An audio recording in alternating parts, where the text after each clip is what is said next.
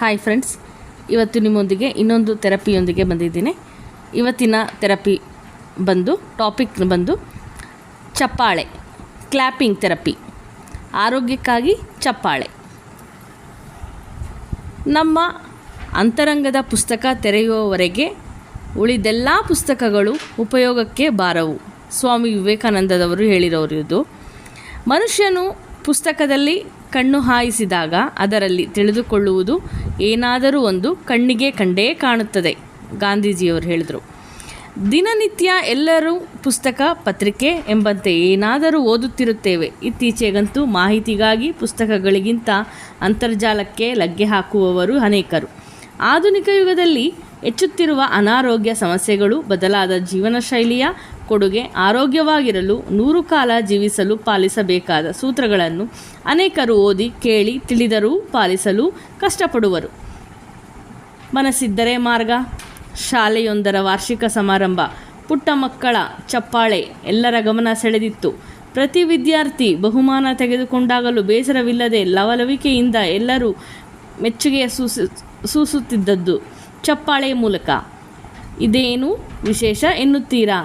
ಅನೇಕ ಸಮಾರಂಭಗಳಲ್ಲಿ ನಿರೂಪಕರು ದಯವಿಟ್ಟು ಚಪ್ಪಾಳೆ ತಟ್ಟಿ ವೇದಿಕೆಯಲ್ಲಿ ಪ್ರತಿಭೆಯನ್ನು ಪ್ರದರ್ಶಿಸಿದವರನ್ನು ಉತ್ತೇಜಿಸಿ ಎಂದೆಲ್ಲ ವಿಧವಾಗಿ ಬೇಡಿಕೊಂಡರೂ ಪ್ರೇಕ್ಷಕರಿಂದ ಬರುವ ನಿರಾಸೆ ಪ್ರತಿಕ್ರಿಯೆಯನ್ನು ನಾವು ನೋಡುತ್ತಾ ಇದ್ದೇವೆ.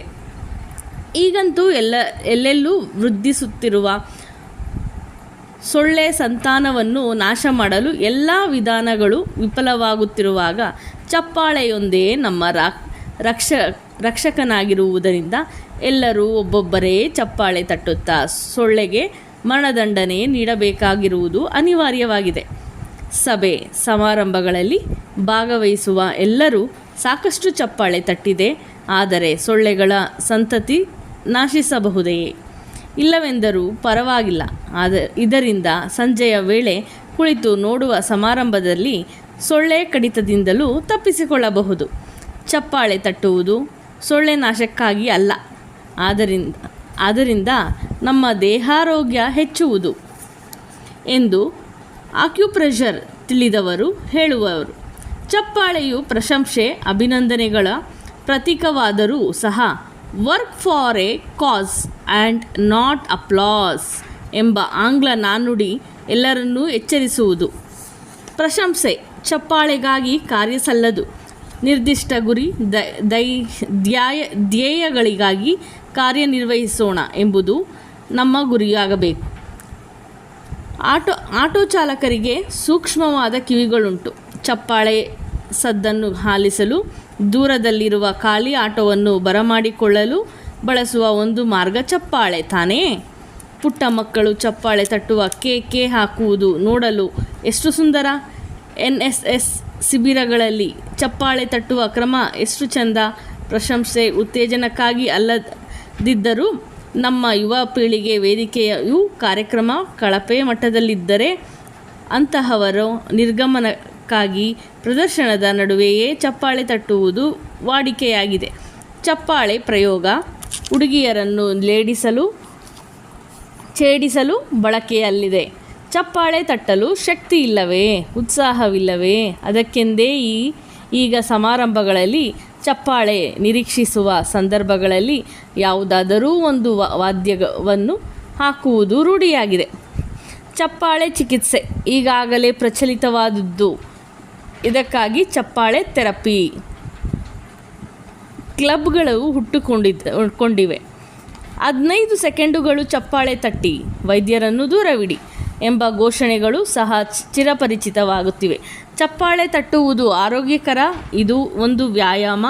2 ಕೈಗಳು ಸೇರಿದಾಗ ನಿರ್ದಿಷ್ಟ ಜಾಗಗಳಲ್ಲಿ ಉಂಟಾಗುವ ಒತ್ತಡ ಪ್ರೆಷರ್ ದಿಂದ ಅನೇಕ ತೊಂದರೆಗಳು ನಿವಾರಣೆಯಾಗುವುದು ಎನ್ನಲಾಗಿದೆ. ದೇವರು ನಮಗಾಗಿ 42 ಸೇವಕರನ್ನು ದಯಪಾಲಿಸಿದ್ದಾನೆ. 32 ಹಲ್ಲುಗಳು, 2 ಕೈಗಳು, 2 ಕಾಲುಗಳು, 2 ಕಿವಿಗಳು, 2 ಕಣ್ಣುಗಳು, 1 ಮೂಗು ಹಾಗೂ 1 ನಾಲಿಗೆ. ಇವೆಲ್ಲ 100 ವರ್ಷಗಳು ಕೆಲಸ ಮಾಡಬಲ್ಲಂತಹ ಶಕ್ತಿಯನ್ನು ಹೊಂದಿದೆ.